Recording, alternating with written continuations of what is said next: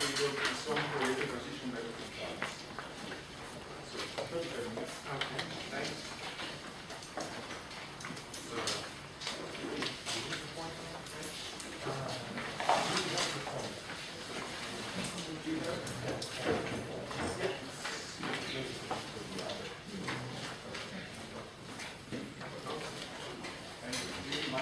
Microphone, please.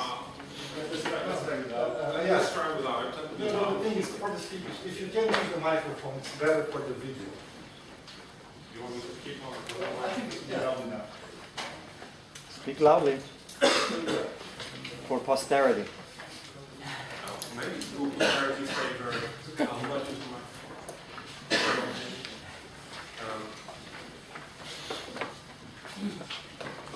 Okay, let's see how it goes. First of all, it's a real pleasure to be here. It's a wonderful place. The upside of being a very nice place is welcoming. The downside is that I don't feel like doing physics at all. But okay, I'll try to do my best to also convince you that it's orbital degrees of freedom are interesting things to look at. And in my first lecture here, I want to get on the same page. So I'll talk about very basic things.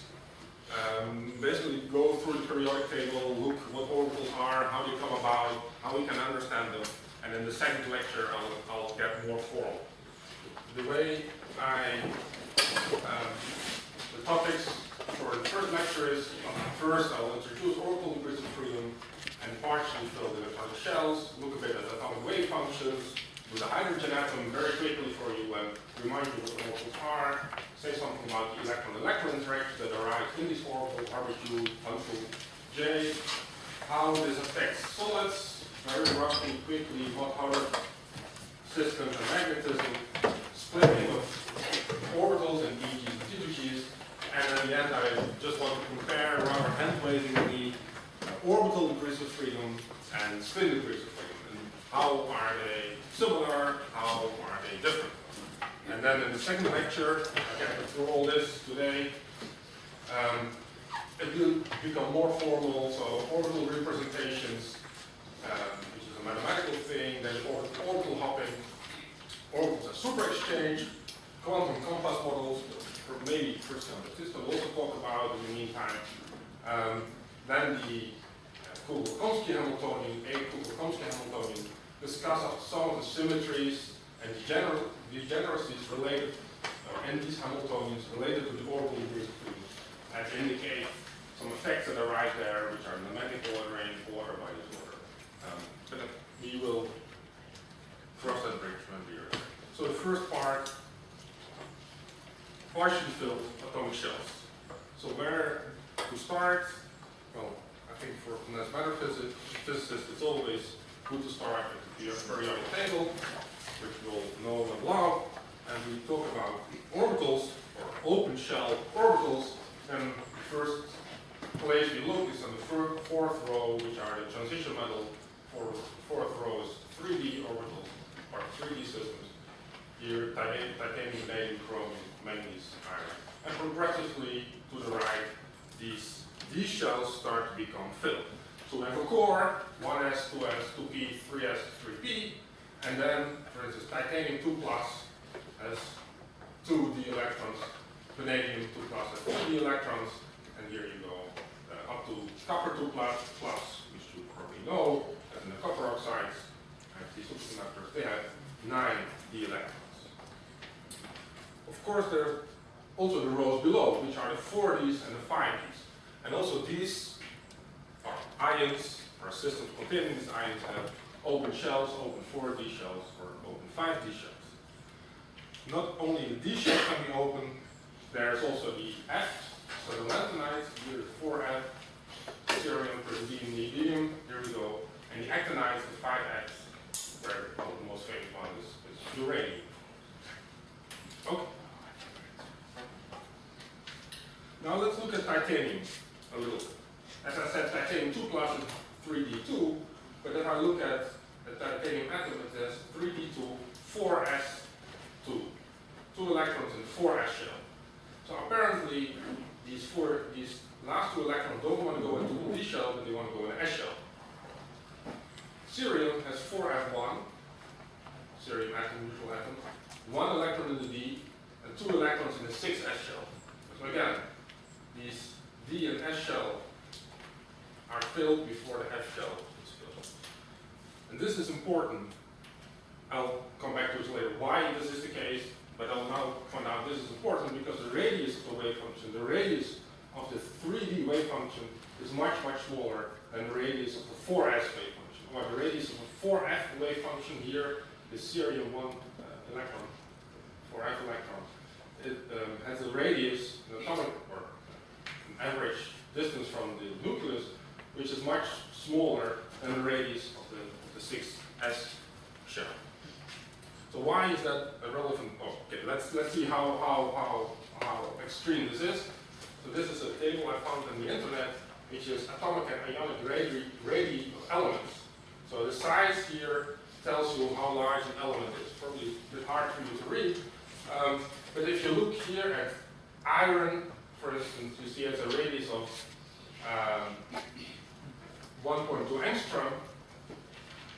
The iron 3+, which is D5, has a radius of 0.06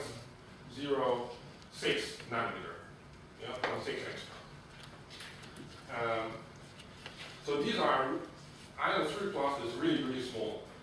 If you will hear about probably the pnictide superconductors, where you have arsenic as well. Let's look at arsenic. Where is it? Well, actually it's the biggest guy, well, I think almost, probably, possibly the biggest circle here. This is arsenic 3-, which is huge. That's 3 extra electrons, of course, and that's why it grows. If we look here and in the lower rows, for instance, iridium, you see again iridium 4+, very small ions. Why is this important? Well, it depends. The size of the atomic radius tells us how localized the orbitals are.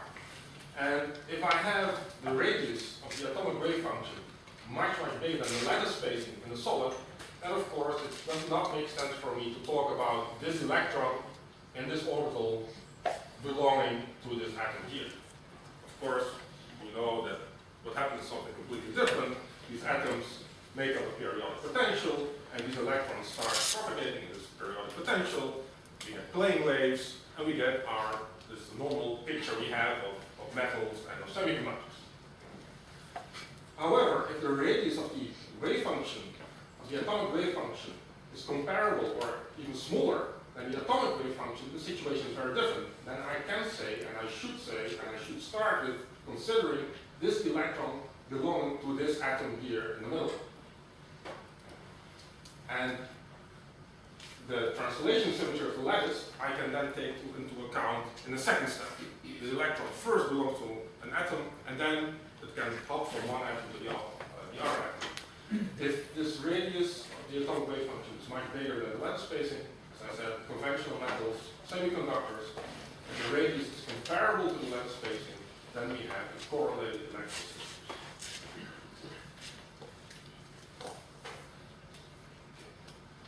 In that case, what you want to do, the way you want to approach it, is do the atomic physics first, which is normally high energy scale physics, large interactions, and include translation symmetry later, which are normally smaller interactions. One way of looking at this is that there's a small overlap of neighboring atomic wave functions, so that in this case, electrons spend a long time on one atom and hop around rather infrequently. So this picture arises in, for instance, is relevant for high-density copper oxide, for manganese, for iron, chromium, and many nickel oxides. So the question now is, can I understand, or at least rationalize, why these orbitals are filled in a certain order, why 1s, 2s, 2p, and then if I get to the D shell, why first 2 electrons in the D shell, the S shell is filled before the 4S shell is filled before the 3D shell is filled. So to do that, let's first go to the most simple example, which is the hydrogen atom, just to remind you. And it's very simple, of course, because I have only one electron. I only have to look at single electron states.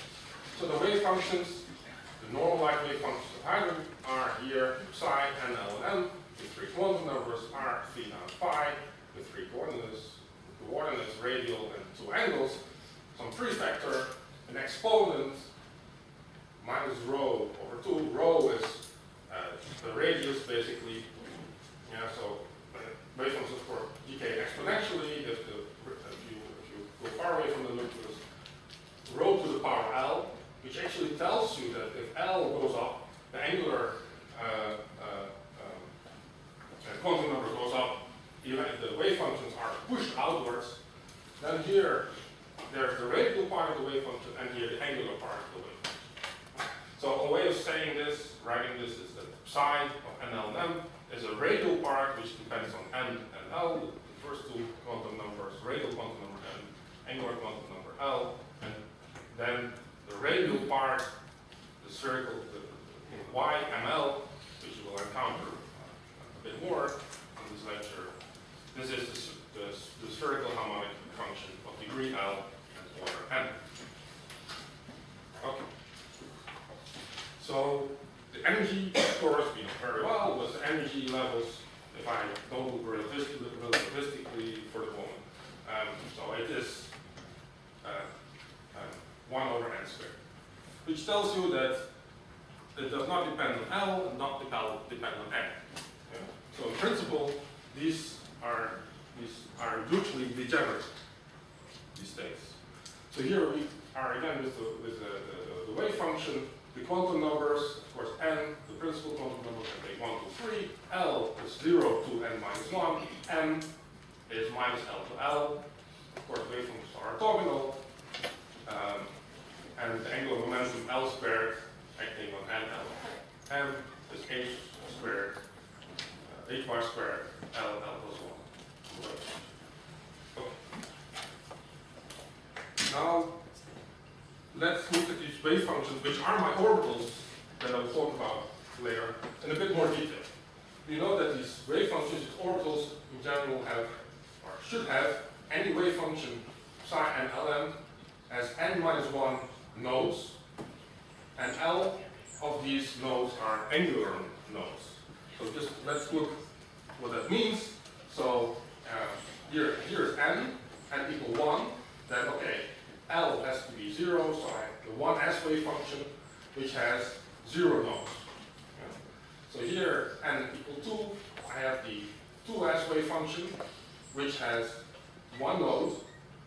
It has L equals 0, so it has no angular nodes. So the one node it has is a radial node, and that's exactly what you see in this plot of the electron density. And the 2p wave function actually has one node, L equal 1, which is an angular node. And here you see the angular node. And here you go out to say this is the 3s wave function, 2 nodes, 2 radial nodes.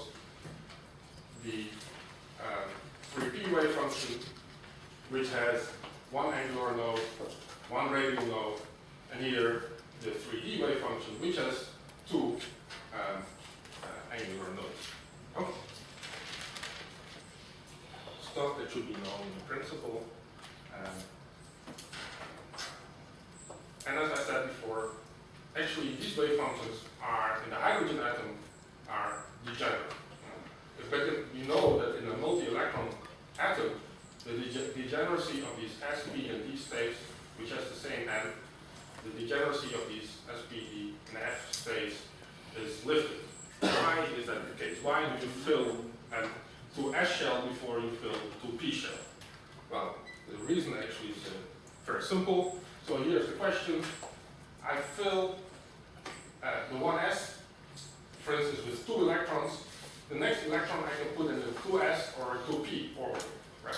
For hydrogen are the same energy, but now I'm not looking at hydrogen, I'm looking at lithium. Yeah?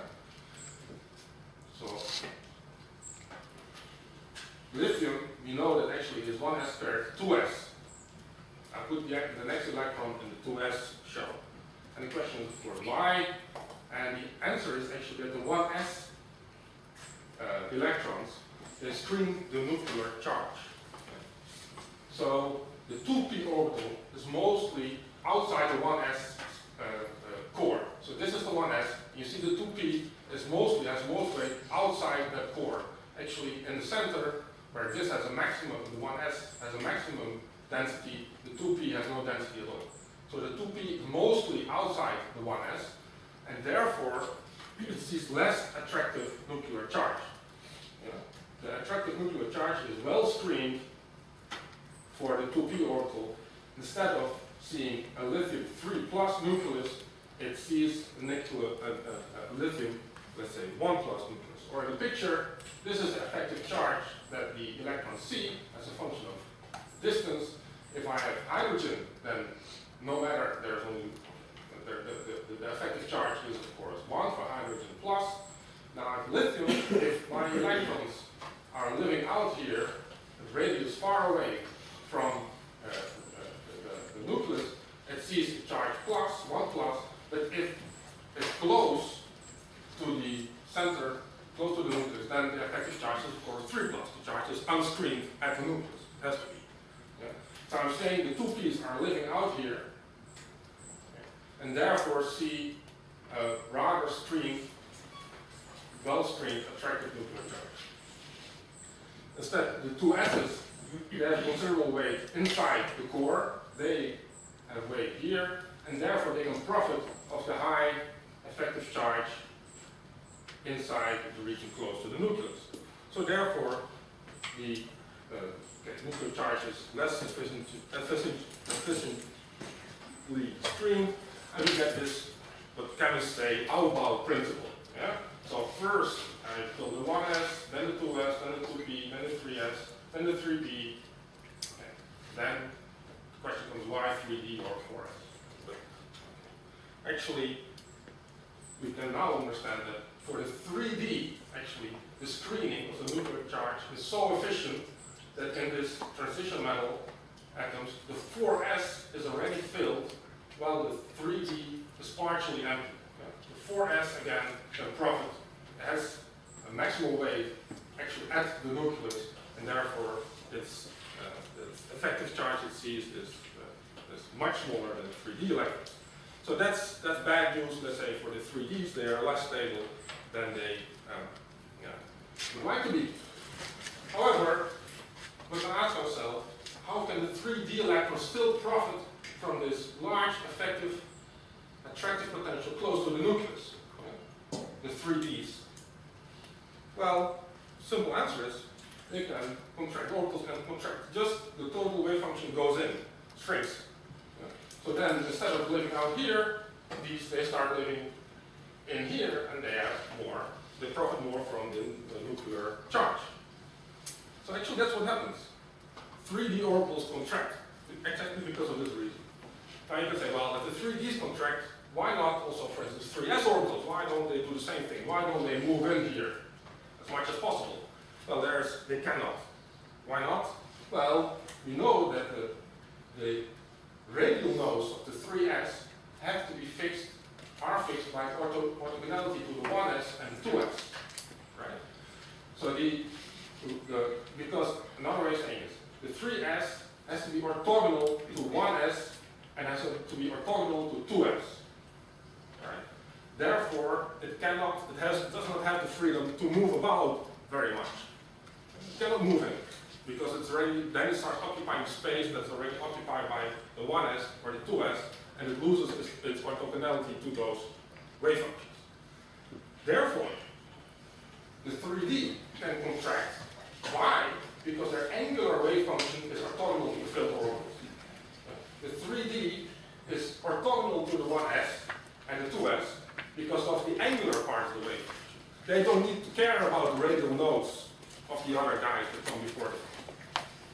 So that's why the 3D can contract quite a bit, but the 4D and 5D again are faced with the same problem as the 3S was facing, that the 4D and the 5D have to be orthogonal to the 3D, therefore their radial nodes are kind of fixed, and they cannot really move in very much beyond what they, well, the 3Ds have moved in, and that sets the scale for 4D and 5D radius waveforms.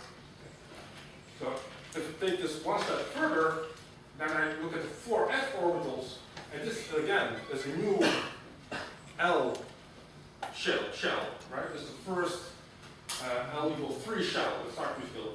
So the 4F orbitals actually can contract a huge amount. They move really a lot in to the nucleus compared to what it would be for the hydrogen 4F orbitals.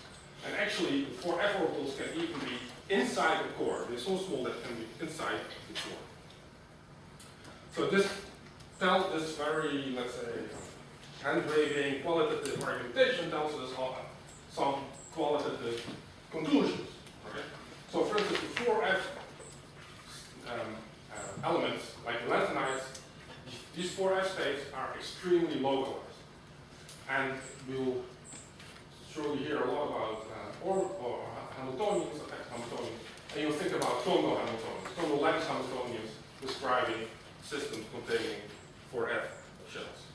The 3Ds in row 4, yeah, so the transition metals, nickel, vanadium, chromium, and so on, these are between localized and delocalized. Or they are localized electrons, but they also can delocalize. We have to take that into account.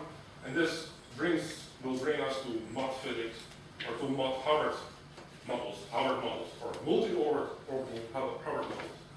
And actually, the same is true for the 5F, for the actinides. Yeah, because again, the 5F has to be orthogonal to the 4F. The 5F is more bulky. Orbitals are largely weighted. Again, they are between uranium claimed to be the uranium 5F electrons are claimed to be between localized and delocalized. Then we have the 4Ds and the 5D transition metal ions. I would say the electrons here are rather delocalized. And this again can be described in terms of mod physics or Howard Hamiltonian, but with all parameters, so the Howard joule, which is going to be much smaller for the 4D and 5D than it is for a 3D or for a 4F. And where one thing one should take into account, which I didn't discuss at all, which is spin orbit coupling. So spin orbit coupling grows dramatically if the nuclear charge goes up, if Z goes up, and here 4D and 5D, this spin orbit coupling, you really cannot neglect that anymore, as actually in the 4F and also in the 5D. Okay, so let's just look at these orbitals now that we discussed so much. So this is our 1s orbital. I just took this picture from the web. And the 2s orbital, well, it has the same wave function, but now it has a node. So you between the red and the blue, you see the radial node of the 2s wave function. So the 3s wave function, actually it has 2 radial nodes, one here in the middle, one here outside, and the 4s has another node extra, 1, 2, 3 nodes. Okay. What's left in right? Oh, well, so this is supposed to be a sphere, which is the wave function looking at from outside. And this is a cross-section through the sphere. Okay, it's an XZ plane of the radial of the wave function. Maybe actually I will go to the keys. You recognize this better. So this is the 2P, where this is the famous dumbbells, where we have 3 kinds, say PZ, PX, PY. Now if I go from 2P to 3P, I'll get an extra node. And well, maybe it's a bit hard to see, but there's an extra radial node here in the middle. But still have the dumbbell shape because of the radial part of the wave function. And if I go to the 3D, probably you've seen these orbitals before, I have now 5 orbitals. That's why the password is orbital 5, I think. Not orbital 7, because we're not working on lanthanide. With 4D, the same orbital, but with an extra node here in the middle, the radial node. And let's see the 4Fs. which are usually complicated. And our Lord didn't give us the G's, and it's very fortunate because they're not very, well, not easy to picture. Okay, so I showed you these orbitals, but one thing I should have said before actually, that these orbitals are not the spherical harmonics Y, Lm of the hydrogen atom. They're related to it, but they're a little bit different. So the example I will take is the L equal to, which is the d orbitals. So the d orbitals are the y to 0, well, let's say, they're all 2, so let's just refer them as what's up there in the end. So y 0, which is 3 cos squared theta minus 1, the y1, which is this thing, which has an imaginary part e to the minus 5 here, and the y2 also has an imaginary part. Now I know that the y minus ml is actually minus 1 to the power m complex conjugate of the y ml. Yeah, so the y minus 1 I don't have to write here, or the y minus 2, because I just know by this rule that they're related, how they are related. So you see this wave function actually y1 and y2 are complex. Now this is not a problem at all, but rather we deal with real wave functions because they're easier to plot. So if you just have y2 plus y minus 2, you see here you get rid of the e to the high phi, and actually you get sine squared cos 2 phi in there. Which means that now I can start rewriting this. I say, wow, this looks kind of familiar, because if I look at the spherical coordinates, yeah, I have x, which is r sine theta cos theta, y is sine theta sine phi, z is cos theta. So this I could maybe write in these Cartesian parts of these spherical coordinates. If I do this, I have the y2 plus y minus 2, which I normalized with the square root of 2, so that's this guy, but now normalized, which is sine squared cos 2 phi, with this prefactor, which is, I carry it around just to be precise. And now can I see cos 2 phi, that's cos squared minus sine squared. So I have here something sine squared theta cos squared phi. Well, I recognize this. This is just x squared, right? Exactly x squared. Well, there's an r there still. I have to divide by this r. So I can write this thing as this prefactor 1 over r squared, x squared minus y squared. So that's an expression that's much easier to remember. Not the prefactor, but this x squared minus y squared. And the y0, actually, it can be written as 3z squared minus r squared, divided by square root of 3. Well, many times the square root of 3 is not carried along, and I will not do it, but if you want to rotate orbitals and stuff like that, you have really to think about it. There's the square root of 3 in there. So normally people, this is x squared minus y squared orbital, this is 3z squared minus r squared. Where does that come from? Orbital. Sorry? Where does square root of 3 come from? It's just, well,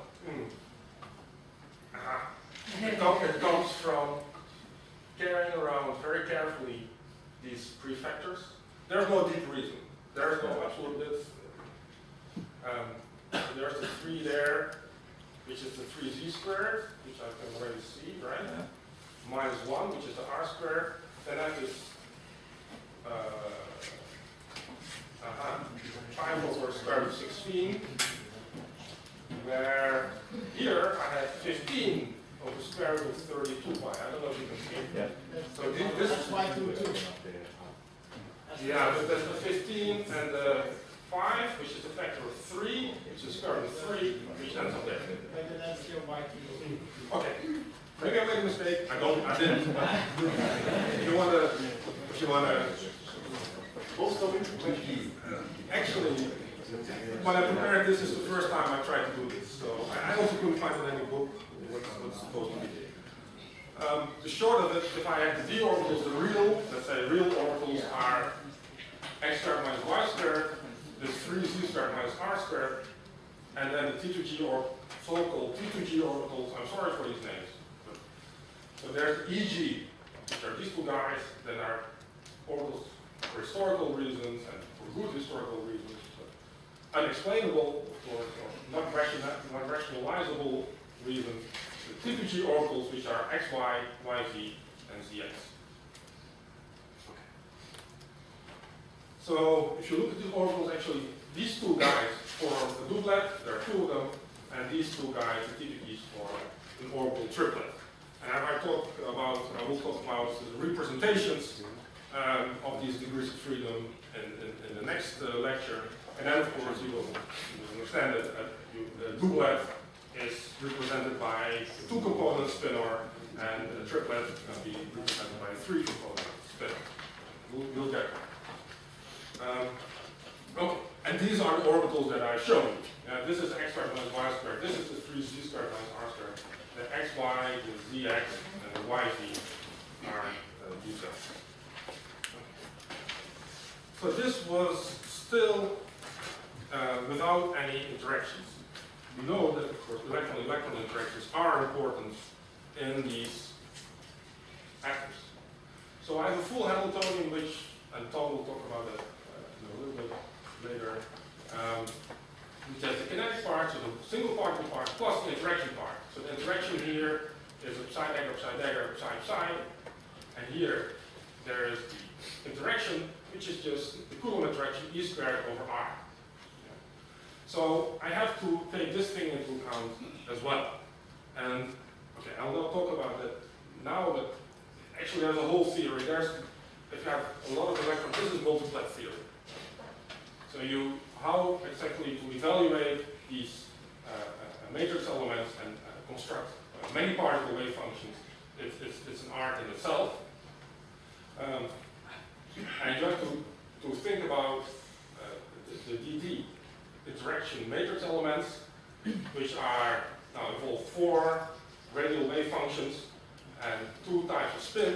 And the only thing I want to say here is that there's a Coulomb part and there's an exchange part, as to any Coulomb interaction. Yes?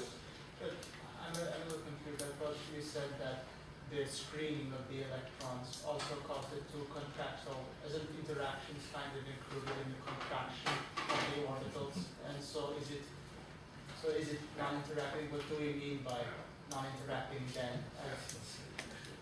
It's a good question. So the assumption I made, and I try to sell to you without saying anything about it, is that, well, this 1s electron that's there, close to the core, it is fixed and it creates a potential. And when I'm there, I say, okay, the density of this one electron is fixed, and therefore it has a fixed potential. I can talk about other electrons seeing this potential. So I'm again in the one electron picture. But it's only because I sold this to you, if you buy the assumption that the 1s electron is fixed. But that it's not fixed actually. The 1s electron will interact with the 2p and the 3p. And its wave function will change. It has to change. And this is again, but I want to describe that, and I want to build many particle states out of that. I really have to do many particles. Actually, if the shells are filled, this is a problem I can get rid of very easily. But if shells, actually core shells, are open, suppose you do an experiment and you kick out a 1s electron by some spectroscopy. You have this core hole sitting there, and I was interacting with this 3D electrons. This is a huge, very difficult, many-body problem of different electrons or holes interacting with each other. Yeah. I'll never get to the end of the talk, but that's fine. I will just ask questions, much more important. But now, if I look only in the 3D shell, for instance, I can say there are 2 parts. These electrons in the D shell, the 2 electrons, if I attain 2 plus, these interact. They have a Coulomb interaction and they have a exchange interaction. And the Coulomb interaction of these D electrons is normally parameterized by U, the Hubbard U, and the exchange interaction actually is the Hounslow J. So here, just to be explicit, or let's say, let's do the 3D orbitals of manganese, then here are the orbitals again, the T2Gs down here, the EGs up there. There's a large Coulomb interaction between the electrons on this ion. Doesn't matter in which orbital you are, there's always a very strong Coulomb effect. Just to give you a number, for manganese, you can think about 4 electron volts, 5 electron volts or so. For manganese and solid. There's a large Coulomb effect. And in addition, there's a large atomic uncertain exchange, which is the exchange part of this Coulomb interaction. And actually, this causes electrons, a strong tendency of the electrons to be parallel. That means electron that has 2 electrons, these 2 electrons want to have parallel spins, so they cannot be in the same orbital. They have to be in different orbitals with their spins parallel. And then to give you a number here, this is, let's say, 1 electron volt or so. 0.8 electron volt for a 3D, something that one of them. So these still are rather big numbers. So this tells you how you will fill your shells. Okay. Now you say, oh, okay, it's all nice, it's atomic physics, but I'm a solid state physicist, why should I care about atoms? And why all this nuclear stuff, why should I care about it? Well, just now I have one slide, I'm telling you why this, for instance, the Hubble is important to understand magnetism. It's also on the textbooks physics, but just to get on the same page. So now let's take a very simple model. Let's look again at hydrogen. I just have one s orbital. And I have an electron in this one s orbital, but now I have an array of these hydrogen atoms. And the electron in the one s orbital can hop from one atom to the next atom. Yeah, so here we are. This is the Hubble model. You consider an array of hydrogen atoms. Here they are, one s orbitals. Electrons can hop from one to the next, from the hopping atom to t. But if they end up in the same orbital, there is this Coulomb interaction U that I just told you about. And actually for hydrogen, this is 12, 13 electron volts or so. This is a huge number. So what happens actually, if this U is, let's forget about it. If U is 0, then actually, I will have bands. I will have metallic behavior. These electrons just hop around, they form bands, all the metal as we are used to it. If U is much larger than T, however, then these electrons cannot, well, they can hop there, but there's a huge energy penalty, so they will prefer to stay at home, not hop around, and actually, I'll have an insulator, which is a Mott-Hubbard insulator. So this large Hubbard joule, atomic physics, can drive a system from a band metal to a correlated Hubbard insulator. That's already a big effect. If I have this Hubbard insulator, I have another effect, which is magnetism that comes from there. So how does magnetism comes in here for free as well? Now let's look around these electrons hopping around. If they all are pointing in the same direction, if they're ferromagnetic, this electron that's on this side cannot hop to the neighboring side because it would, then there would be 2 spin-up electrons in the one s shell, which is totally forbidden. So this electron cannot hop over there at all. So the energy of this state is 0. If I have an antiferromagnetic state, however, this electron with the downspin can move there with a hopping amplitude p. It will have an intermediate state, or if it has done the hop there, the energy of this atom is u, and then it can hop back. So in second order perturbation theory, I have 2 times. I have t to hop here, intermediate state u, and then t to hop back. So I have an energy lowering of t squared over u, minus t squared over u. Yeah, a lot. There's a factor, I'm fudging factors 2 and 4 here. But so if I have an antiferromagnetic state, by making these virtual excursions, the electrons can gain energy. So therefore, I get antiferromagnetism, again, out of the Hubbard U. And actually, if you will look and write down the Hamiltonian for this, actually, you arrive at Heisenberg Hamiltonian, which is SI dot Sj minus a quarter. So if the spins are parallel, these are spin 1/2. So 1/2 times 1/2 minus a quarter is 0. Yeah, they get 0 energy. And if the spins are antiparallel, they can gain energy, which is J per bond, which is actually 4t squared over u. So I can finish. Thank you very much. Okay. Very, very nice lecture. It's always very nice to go back to atomic physics and understand what we should be using to understand these complex materials. So I think it's a good time to stop, actually, right? Yeah. Okay. So maybe now it's time to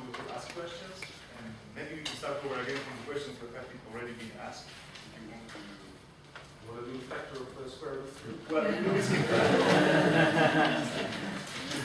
Can we applaud first?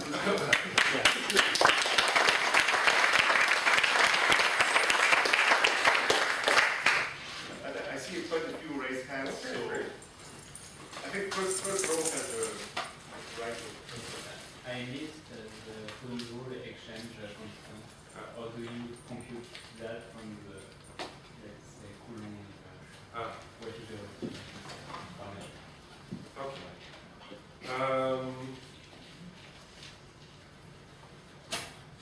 I can maybe draw a picture. So, well, I mean, I can, let me first,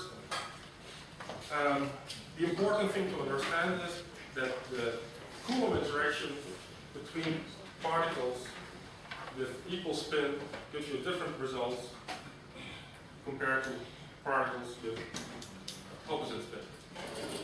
So just if I have just the distances between two, either up and up down, now I calculate the Coulomb interaction in these two situations, and actually they are different. So why is that? In the case of Hund's rule, actually it has to do with the symmetry of the wave function. So if I'm trying to get this right. If the spins are parallel, the total wave function has to be anti-symmetric, right? So if the spins are parallel, this is symmetric, but the orbital part has to be anti-symmetric.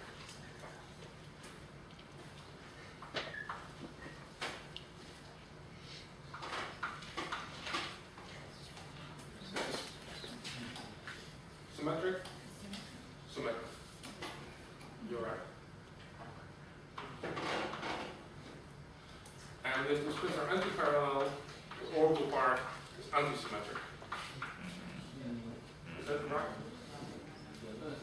Another way. The other way around.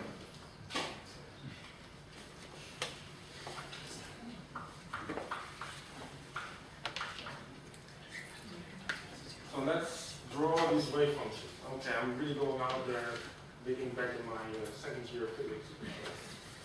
I think I want to draw something like this in one case, and something like this in the other case.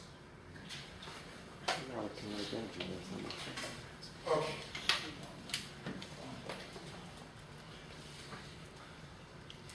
Right. This is up, down, and this is up, up. Right.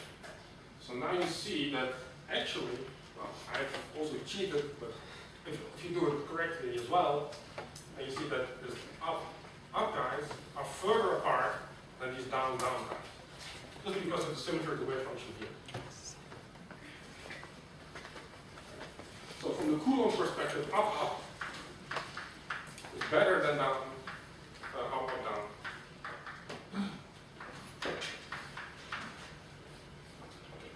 So that's I think that's the physical picture behind this effect. I'll check it and make sure on Wikipedia to see if I did this right. But, I think it is.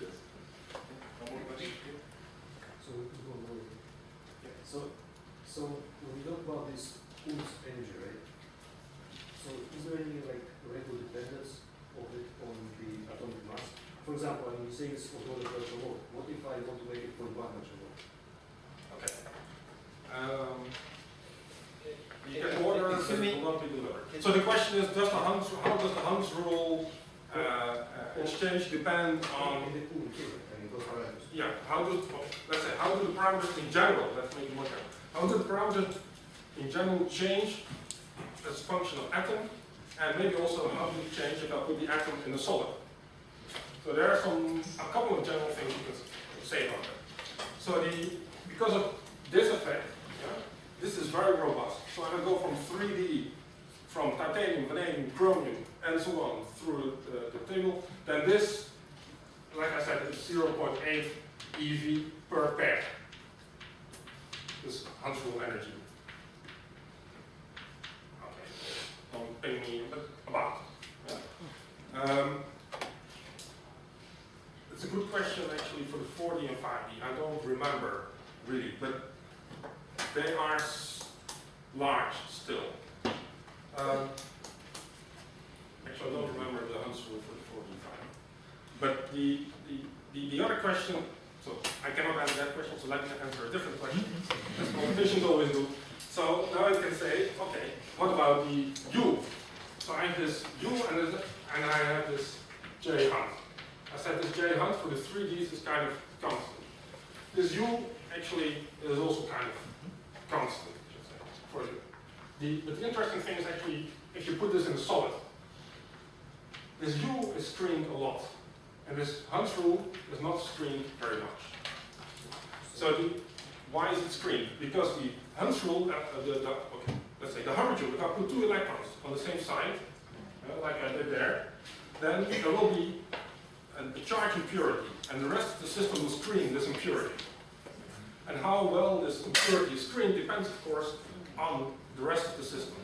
And these effects can be huge. So actually for the free atom, for a free copper, for instance, copper 2+, the U of the atom is about 15 electron volts, 16 electron volts on the top of my head. Yeah. For if I have copper 2+, and in the copper oxides, the U is actually 4 electron volts. And this 12 electron volts comes about because there's a doubly occupied side. This is screened, this charge impurity, and actually it's in the copper oxide by the oxygens around. They are screening this upper U.